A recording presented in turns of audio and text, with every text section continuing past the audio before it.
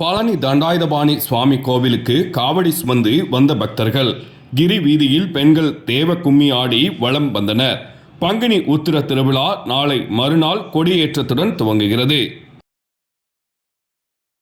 திண்டுக்கல் மாவட்டம் பழனி தண்டாயுதபாணி சுவாமி கோவிலில் பங்குனி உத்திர திருவிழா நாளை மறுநாள் திரு ஆவினன்குடி முருகன் கோவிலில் கொடியேற்றத்துடன் துவங்குகிறது.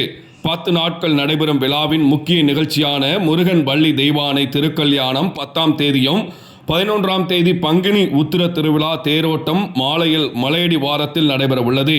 இந்த நிலையில் பங்குனி மாதம் துவங்கியதிலிருந்து பக்தர்கள் காவடி எடுத்து பழனிக்கு வந்த வண்ணம் உள்ளனர்.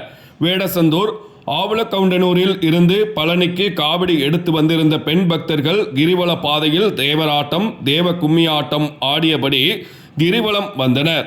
ஆண்டுதோறும் பங்குனி உத்திர திருவிழாவின் போது ஈரோடு மாவட்டம் கொடுமுடிக்கு சென்று காவிரி ஆற்றில் இருந்து தீர்த்தம் எடுத்து வந்து முருகனுக்கு அபிஷேகம் செய்து பக்தர்கள் வழிபாடு செய்து வருகின்றனர்.